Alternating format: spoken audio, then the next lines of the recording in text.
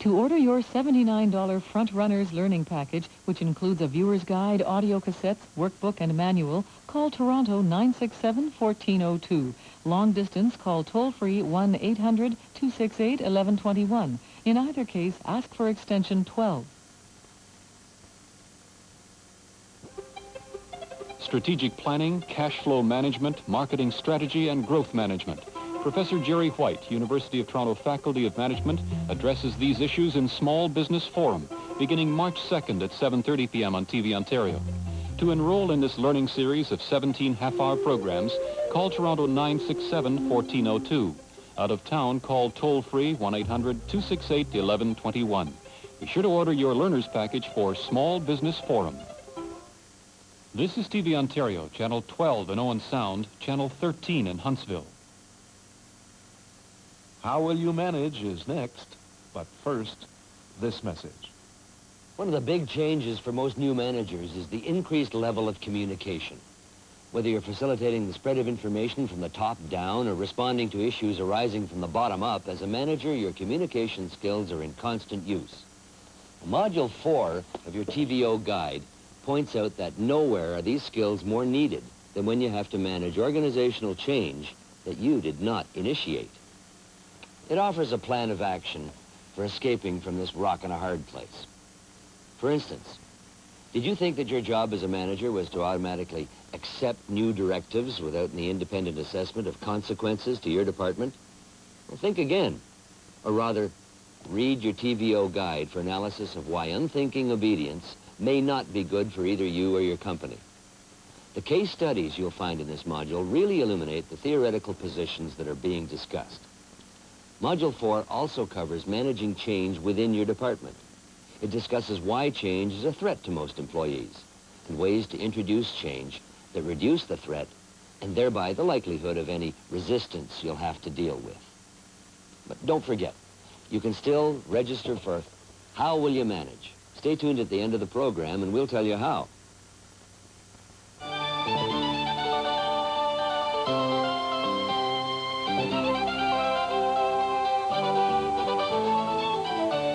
Well, good morning, team. Okay. And welcome to day 4 of How Will You Manage? Thank you for your homework here. Okay. And you've noticed we've changed groups so you can work in different teams today. Let's go back to day 3. And what were the key words from yesterday? Yeah, Becky. 6. Right. And? F for find out what your people want and need. Find out. Right. Okay. I for involve your people with changes needed. Involve people. Very good. Okay. And X for exercise leadership. All together. Exercise leadership. I think you took a peek on the board there. Because you notice we have our keywords up there today, right? So those are the keywords that we use when initiating change in a department because lasting change comes from within. What you want to do is involve and motivate your staff, work as a team to support that change, okay? And so you can practice these skills using the different exercises in your manual. Supporting change from within is just fine and dandy, but in most cases that won't happen, like when your boss comes in and demands some new policy be instituted. That's true. Okay. One of the harsh realities of managing is managing change imposed from above. You're caught in between the boss and the employees, okay? And Becky, on the first day, you mentioned that you were operating in a constant state of change? Mm-hmm, that's right. Upper management keeps making changes. It seems like they make changes for the sake of changes. Mm-hmm. And you're right, I do feel like I'm being in the middle of all this while trying to please the people above me. At the same time, I have to develop a good working relationship with my staff. But you should see what we get sent down from the gods that be. Yeah, and it's always at the last minute. It's very frustrating. And usually it's the first-line manager that has to take the blame. So on the one hand, you have to lead and build a team. On the other hand, you represent the company and the boss, eh? Well, all right. So let's take a look and see how our buddies at the Centerville Feed and Seed Store have handled this particular problem. Are you all set? Okay. Good old Portia. Here we go. Portia Pigeon had been managing the grocery department of the Centerville Feed and Seed Store for 2 months. Throughout her training program, she'd been learning about management from the head of the store, Pete Snow. As a manager, Portia understood that she was to serve the needs of her employees as well as the needs of her boss. Whenever changes came down from above, she explained them to her people and asked for their reactions. And if her staff didn't like the changes, they'd find ways of getting around them. You see, as a new manager, Portia really wanted her team to feel she was on their side. Unfortunately, Portia's boss wanted her to be on his side, too. And when she was caught in the middle, she'd start to perform the old soft shoe routine. 2 steps forward, 2 steps backward, while buttering up her boss is the best thing since sliced bread. But over time, Portia became increasingly torn. Soon she became paralyzed when faced with a decision. People would invite Portia to meetings and wonder aloud whether she would bring along her fence to sit on. The problem became clear to Pete Snow. Gently, Pete explained to Portia that you just can't serve 2 masters. Being a good manager involves making decisions, popular and unpopular. That's what leadership is all about. Okay, so what got Portia into trouble? What didn't? She tried to be everything to everybody. Yeah. Right? And she couldn't figure out what side she was on. She should have just gone and done what her boss had told her to do. That way there wouldn't have been any trouble.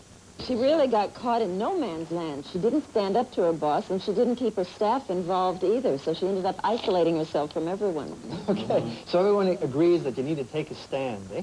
And what you need to do is clarify things with your boss while including the staff in the process. Right, and Paul, there's a quote that I recall here, and it fits really perfectly with this situation. And that is, a manager's responsibility is to manage upwards, both upwards and downwards. Okay, well, there's a couple of key steps here. What's the first thing to do when the boss wants something changed in the organization? You've got to make sure that he, or in this case she, knows exactly what the results of those changes are supposed to be. So clarify what results and offer appropriate measures. In most cases, the boss won't be interested in anything but the results. The means along the way, okay, are not important, okay? The first step is to clarify what the boss wants, okay? And we've got clarify results, clarify what the boss wants. The second one is support your boss. Even when you think he's wrong. Okay, yes, and what's the value judgments here, okay? It's hard to support a boss if you don't know about him or her. You need to invest some time in understanding that person, okay? All right? You need to operate in the mid-ground between boss and your people. And at the same time, you need to appear supportive of the boss in front of your people. Now, the final stage is to make the boss look better. Clarify results, support boss, make boss look better. Okay? Now, communications with the boss are very, very important. And in day 2, we practice some one-on-one. Remember our practice sessions? Okay? All right. Well, we're going to build on those, right? So let's review some key steps here. Number 1, set up a meeting with the boss so that the boss knows the purpose. Number 2, prepare thoroughly. Number 3, state your concerns for the impact of the changes on your staff. And number 4 is state the alternatives which will minimize the disruption to your staff. And of course, number 5, prepare the boss for possible potential problems. Closing note, because the manager is seen as a problem solver, right? Both by staff and by the boss. Okay, let's get some work here. I've copied some case studies from out of the manual, and there are a couple of scenarios where the manager is stuck in the middle again. Let's take 10 minutes, and let's see how you deal with the problem in the mid-ground, okay? Here we go. Between boss and your people. Stuck in the middle.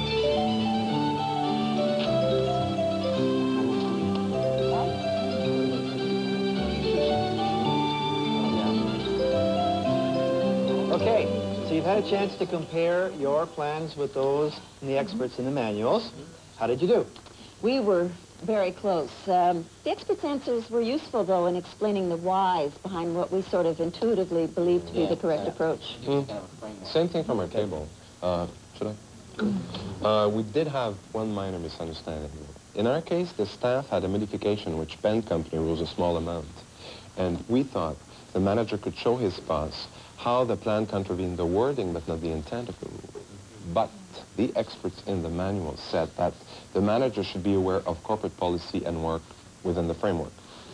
Okay, you know what they say, that an expert is someone who is no smarter than you and I, but is a little bit better organized and has a nice set of slides, okay? However, their advice does make sense, and a manager should be aware of all the corporate policies and act accordingly. It's okay to disagree in private with the boss, and you can lobby in private as a manager for change with your boss. but you shouldn't try to revise corporate policy in public, okay? If you need more time on this, you can refer to your case studies in the manual. You'll find that they're very well developed and designed to make you think. I encourage you to really take a good hard look at those. All right, so we've concentrated on dealing with the boss, and you also need to understand why employees are resistant to change and what you as a manager can do to reduce that resistance. Now, there's a brief questionnaire in your manual titled, Change Statements, Are They True or False? Let's do a few of these as a group, okay? Got them? Put up your hand if you think this is true. Statement number 1, all people resist change. Okay, less than half. Statement number 2, change is always unexpected. 1 hand. Statement number 3, change means improvement. Half. Okay. Ready for the answer? They're all false. No. Yeah. Yep. Okay, let's move on to what disturbs and annoys employees most about change? No lead time, no involvement in the decisions. There's a basic fear of the unknown. Will I lose my job, get a cut in salary? Will I have to learn a new skill, et cetera, et cetera, et Okay. cetera. Yep, and as a manager, your role is to be an effective communicator. When people know what's happening to them and why, they'll be less likely to resist the change. Okay? Now, there are 3 steps to implementing change, and the first one is called unfreezing. What do we mean by unfreezing? Oh, I think that might mean getting your people to accept the need for a change and then start to undo set procedures. Okay, right. Get them involved, give them a role, and the second step is to replace the old with the new. Well, that seems pretty obvious to me. I mean, you use the new procedures you've reviewed and designed with your staff and then implement them. That's right. Okay, what you have is a group operating at one level. Okay, they've been operating at a norm 1 level in the past, a way of operating. And what you want to do is bring them up to a different level of operation, a norm 2, and change their behavior to do that. And so you're raising them to there, and what you want to do is stop them, prevent them from going back to the old way of doing things. Okay? So they can operate at the second level. Back to key points. What we're talking about is clarify what's expected and then communicate constantly to all the parties involved. Okay? Yep. And we're going to take a break now. At the same time, however, there's a little bit of homework during the break. Yeah. sorry. We'd like you to identify the different means that we have of communicating with each other, and then we'll come back and we'll discuss them. Okay? Sorry, here we go. We're going to go for a break.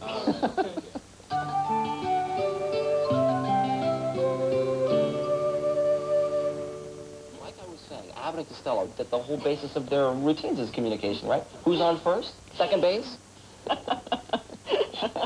You know, there's a saying about that in communication skills, and it goes, what's clear to you is clear to you, not necessarily to anybody else. I know that's true for me. I always feel that I'm being perfectly clear.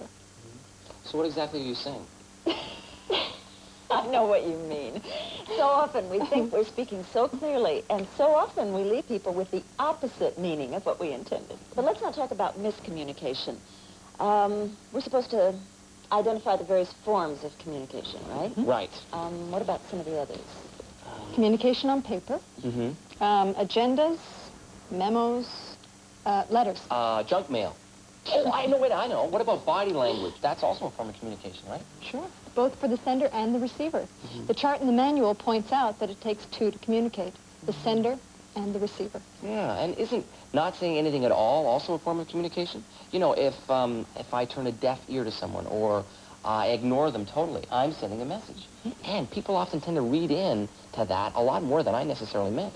Well, that's true, but in terms of the list, I think it's just another form of body language. Yeah, you're right. It makes sense. Then there's the extremely obvious. I read about a man who found out that he was fired when he came back from lunch and discovered they'd bricked up the entrance to his office. That's subtle. Okay, well, I'm cheating here, but I think that we've covered all the points of communication. Okay. And in the next section, we cover the importance of listening. Listening? Yeah, What? good idea. Break? Okay, spend some time talking about communications, right? Yeah. Okay, let's see what's said about communications at the feed and seed store. Ready? Okay, here we go. Bill Beaver was the manager of shipping and receiving at the Centerville Feed and Seed Store. Like many of the young management staff, Bill had come to the organization to work under the tutelage of the store owner, Pete Snow. Now, Bill came armed with a shiny new MBA. His organizational planning and goal-setting skills were second to none. And Bill had heard lots about the importance of communication.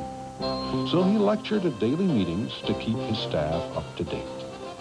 He held lots of group meetings, even one-on-one opportunities. But over time, the performance of Bill's department began to decline badly.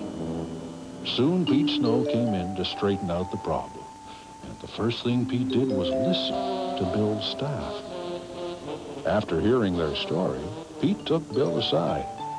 First, he complimented Bill on his policy of staff meetings, but he pointed out the missing piece of the equation. It's not enough to lecture at meetings. You have to listen, too. Managing is a two-way street. If you forget that, you'll spend a lot of time talking to yourself. Okay, what's happened here? Well, Bill spent all his energy going through the motions of requesting input, and then he doesn't use it. That's right. And when he talked to his people, it was as if he talked down to them. Even his body language was aggressive. He was definitely insensitive to the people he was working for. Exactly. Bill spent energies on the verbal message, all the talk, talk, talk. You might be interested in knowing that the content of the message is conveyed in the following way. 7% for the verbal only. Vocal is 38%, and visual is 55%. I would have thought the verbal content would have been much higher. Well, most people do.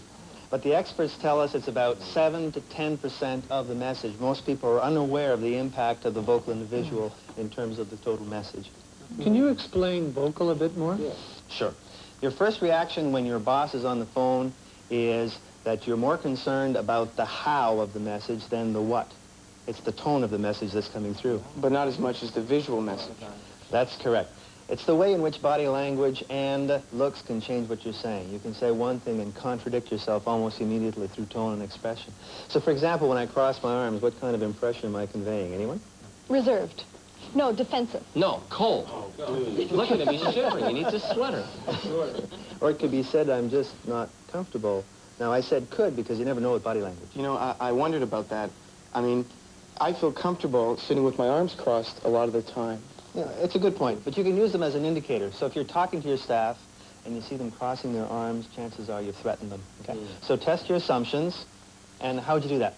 Ask them, of course. Yeah. Okay. It's a key point. Never assume. Make sure people are really getting the message. Now, to test that out, I've taken some graphics out of your book. We'll pass those out. You'll have 10 minutes to look at them. Okay? And then we'll come back and discuss them. Pictures. Oh. Okay, so what's happening in this one? Defensive. Defensive? Okay. Leaning back. I don't think so. I think it means... no, look at the face Leaning backwards. He's got his arms crossed. No, he seems sure of himself. Okay. He's being aggressive. It's generally more defensive than aggressive. Leaning backwards. All right, let's try this one. He's worried. He's worried. Worried. Withdrawn. Okay, good. All right. He's got a toothache. Okay. Certainly introspective, eh? Certainly introspective. And what about this one here? Tense. Tense. He's hiding. He's hiding. Yeah. Uptight. Contained. So to communicate effectively, you, the sender, have to be aware of the reaction of your listeners, right? So what you need to do is just remember that you have to be aware of the reaction of your listener. Just be aware of that when you communicate with your staff. Okay? All right. Okay, part of a manager's job then is to talk to employees both in a group and in a one-on-one situation. So for example, you might have interviews, employee development, basic delegation, you have performance appraisal, and even disciplinary actions. So you have to find the right medium of communication for the situation and protect the employee's feelings and self-worth. Give it a little bit of planning, a little bit of thought. And there are some golden rules. I put them up on the board here for communicating with your staff. Number one, do your interviews in private, especially if you're going to be doing some reprimands. Never reprimand in public. Prepare what you're going to say, and you might want to bounce that off your peer or somebody at home, okay? Get feedback from the individual. Make sure that they've understood what you've said. and show respect for the feelings of the person involved, okay? All right, so let's listen now to what our managers have to say about communication.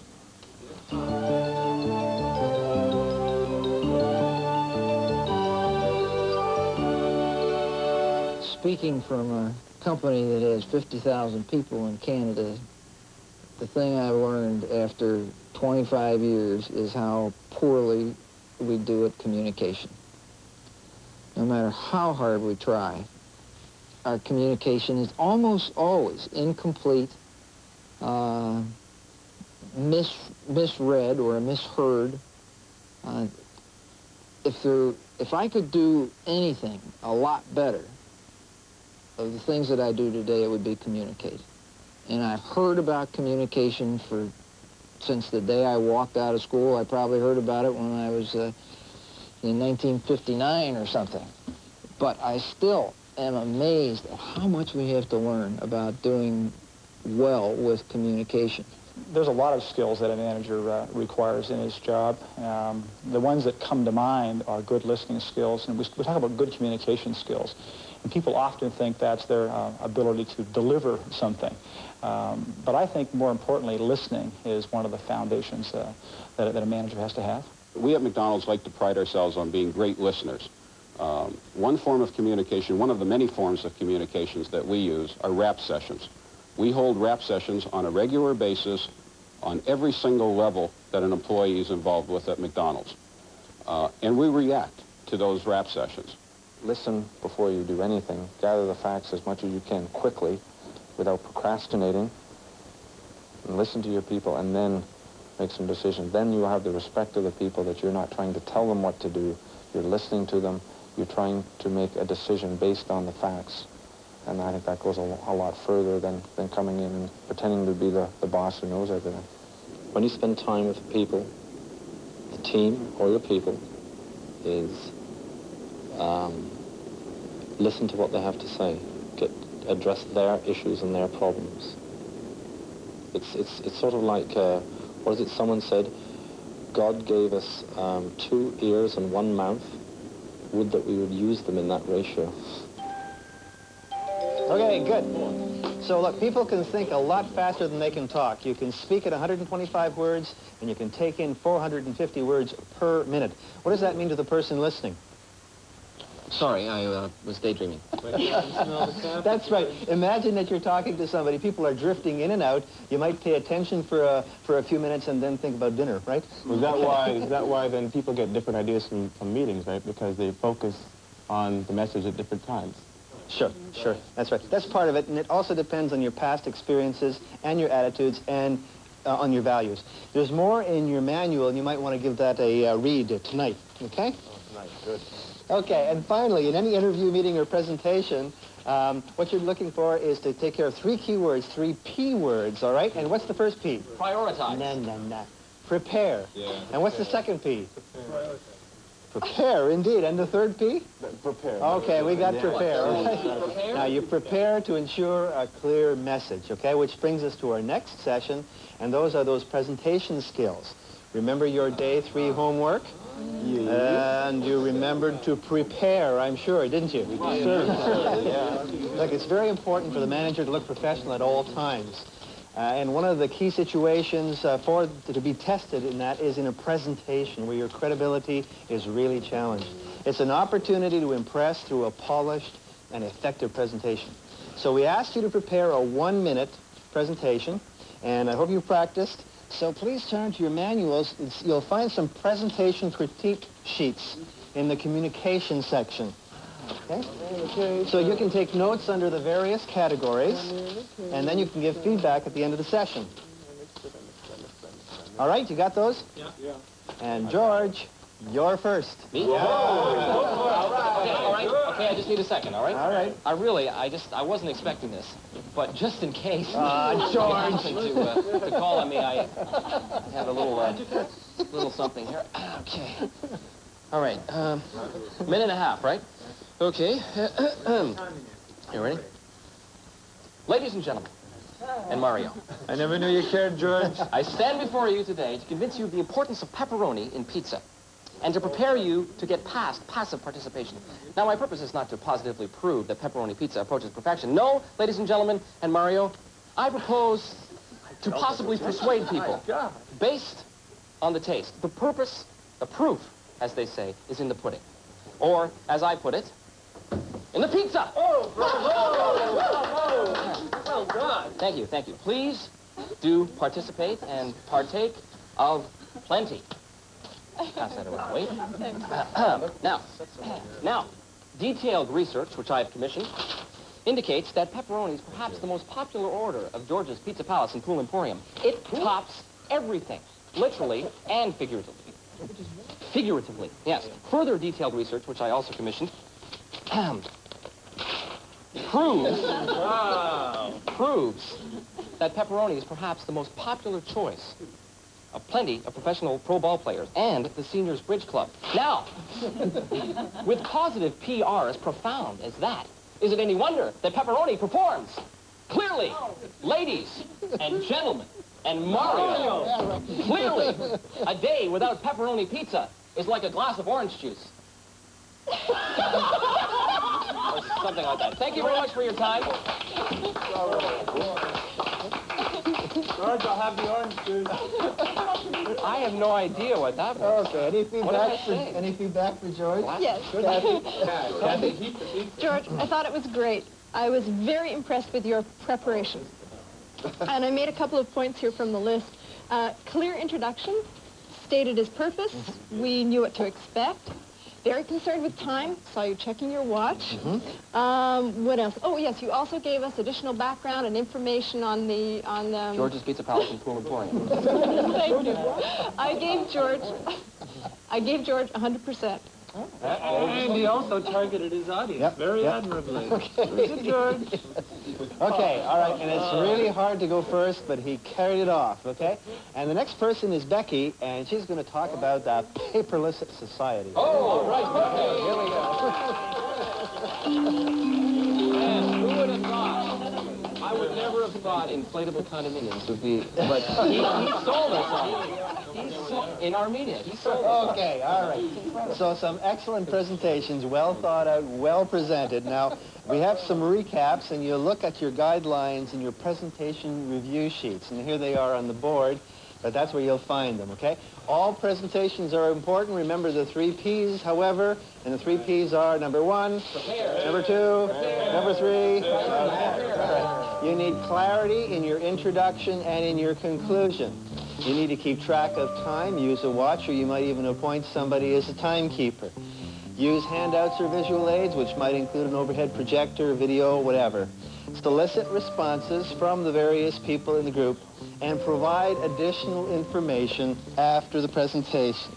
Now, some of you are pretty nervous, and I have to tell you that most people in North America look at public presentations as the #1 nervous thing, okay? They really feel apprehensive about them. You need to practice in front of your bathroom mirror and improve your skills. And remember the 3 Ps, okay, which are prepare and prepare and prepare. Okay, real good. We've come to the end of the day. Okay. Remember, we use keywords and concepts to ease you through difficult situations, and we've highlighted each one during the day. And today's word is clarity. As a manager in the middle between a boss and your employee, bring clarity to that situation and bring clarity to communications, especially in presentations. Tomorrow, we're going to look at personnel issues. For example, hiring, firing, conflict resolution, and like that. Good news. No homework tonight. Except to review your materials, of course. Okay? All right. And I'll see you on day 5 of How Will You Manage? All right.